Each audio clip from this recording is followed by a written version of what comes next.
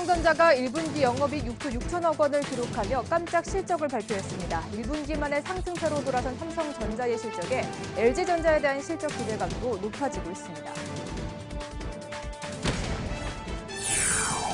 달러에 대한 일본 엔화 환율이 108엔까지 떨어져 엔화 가치는 1년 5개월 만에 가장 높은 수준으로 치솟았습니다. 이로 인해 일본은 물론 우리나라 금융시장에도 적지 않은 영향이 예상됩니다. 정부 청사 이전 이후 가격이 크게 내렸던 경기도 과천 집값이 최근 크게 들썩이고 있습니다. 5개 단지에서 잇따라 재건축이 추진되는 데다 이에 따른 이주 수요로 매매값은 물론이고 전세값도 크게 오르고 있습니다. 온라인상에서 전 금융권의 상품을 한 곳에 모아 비교해주는 금융상품 한눈에. 하지만 이 사이트에서는 유독 카드 정보는 찾아볼 수가 없었습니다. 하지만 오는 9월부터 여기에 신용카드와 체크카드 상품 정보도 추가가 됩니다.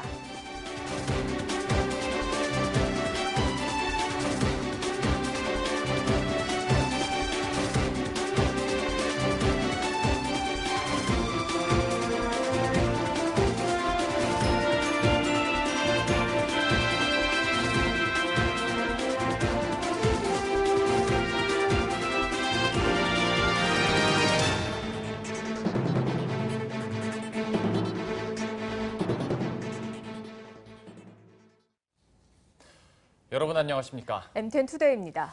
삼성전자가 1분기 영업이익 6조 6천억 원을 기록하며 깜짝 실적을 거뒀습니다. 지난해 4분기 하락세로 돌아서나 싶더니 1분기 만에 다시 상승세로 돌아섰습니다. 네, 좀 더 자세한 내용 산업부의 이윤아 기자와 함께 얘기 나눠보도록 하겠습니다. 안녕하십니까? 안녕하세요. 네, 시장 전망치에서 삼성전자의 실적을 두고 말이 많았습니다. 하지만 시장 예상치를 웃도는 실적을 우선 발표를 했는데요. 체크부터 해주실까요?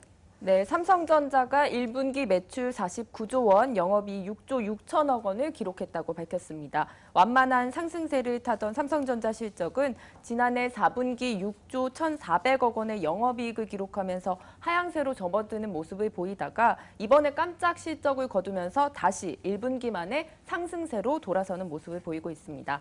당초 증권가에선 삼성전자 1분기 영업이익이 5조 원을 간신히 턱걸이할 것으로 봤었는데요.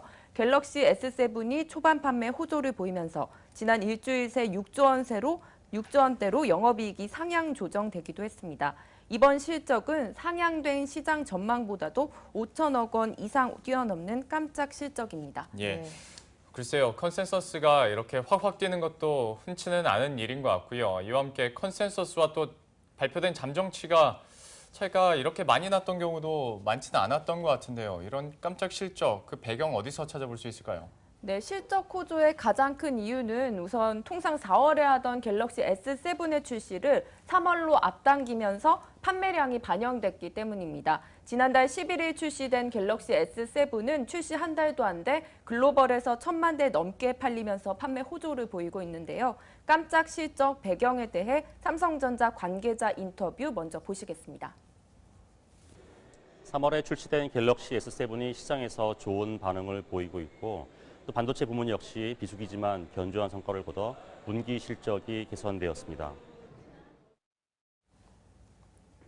네, 갤럭시 S7의 그 판매 호조 덕에 2조 원대에 머물던 IM 부분 영업이익은 7분기 만에 3조 중반까지 올랐을 것으로 추정되고 있습니다. 네, 이렇게 스마트폰 사업부 선전으로 인해서 실적을 견인을 했고 반도체 사업부도 선방을 했다면서요? 네, 반도체 부분은 1분기 2조 원대 중후반 실적을 거뒀을 것으로 추정되고 있습니다. 1분기가 계절적 비수기인데다 글로벌 메모리 반도체 시장이 불황인 것을 감안하면 악조건 속에서도 좀 선전한 것으로 보이는데요. 장기 계약 물량과 프리미엄 제품 경쟁력을 앞세워 상대적으로 선전한 겁니다. 반도체 가격은 하락했지만 원달러 환율은 상승해 환율 효과를 보면서 이익 규모가 생각보다 늘어난 것으로 보이고요. 특히 최근에 10나노급 D램을 세계 최초로 양산하면서 원가 개선폭이 클 것이라는 전망도 나옵니다. 이 밖에도 특허료 지급 규모가 감소한 노키아와의 특허 분쟁 등 일회성 요인 등도 반영된 것으로 보입니다. 이재윤 유안타 증권 연구원 인터뷰 보시겠습니다. 기존의 이제 적자 모델이었던 그 중저가 모델을 단종시키면서 여기에서도 이제 수익성에 좀 긍정적으로 작용을 한 걸로 추정을 하고 있고요.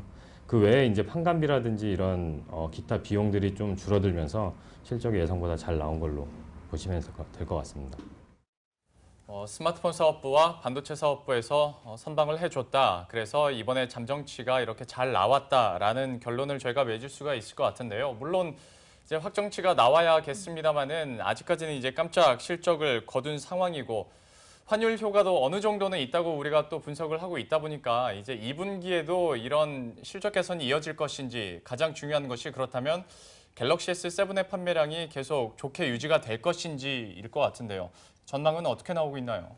네, 업계에서도 갤럭시 S7의 지금 인기가 과연 얼마나 꾸준히 지속될지에 대해서 관심을 보이고 있습니다. 통상 스마트폰의 경우에는 2, 3개월이 지나면 이렇게 출시 효과가 떨어지면서 판매량이 감소하는 모습을 보이는데요. 1분기 실적에 갤럭시 S7 초도 물량이 반영된 만큼 2분기에 갤럭시 S7 판매량에 대한 부담감이 커져 있는 상태입니다. 증권가에선 2분기에 경쟁사 제품 출시의 영향으로 IM 부문의 영업이익이 소폭 증가하거나 둔화될 수 있을 것으로 좀 보고 있고요. 2분기 실적 역시 전체 실적 역시 1분기 실적보다도 다소 떨어질 수 있을 것으로 보고 있습니다. 네, 어쨌든 삼성전자 1분기는 깜짝 실적을 잠정치로 발표를 했습니다. 이로 인해서 LG전자에 대한 실적 기대감도 좀 형성이 되고 있는데요. 어떻습니까? 네, 말씀하신 대로 LG전자에 대한 실적 개선에 대한 기대감이 좀 상당히 높아진 상태입니다. 지난해 부진을 겪었던 LG전자는 TV와 에어컨, 냉장고 등 생활가전 사업부의 선방으로 올 1분기 실적이 4,500억 원 정도를 거둘 것이라고 보이는데요. 단초 4천억 원 초반으로 예상하던 시장 기대보다 웃도는 수치입니다. 특히 초반 판매를 호조를 보이고 있는 G5의 판매 실적은 이번 1분기에는 반영되지 않을 예정이지만 본격적으로 판매량이 반영되는 2분기에는 MC 사업부 흑자 전환이 가능해질 것으로 보입니다. LG전자도 삼성처럼 이제 분기 잠정 실적 발표를 검토 중인데요. 유력한 일정은 다음 주 초가 될 것으로 보입니다. 예. 어쨌거나 모두가 놀랄만한 삼성전자의 1분기 잠정치 실적이 나왔습니다. 확정치가 나오면 보다 저희가 자세하게 다시 한번 업데이트를 해드리도록 하죠. 이윤아 기자와 함께했습니다. 고맙습니다.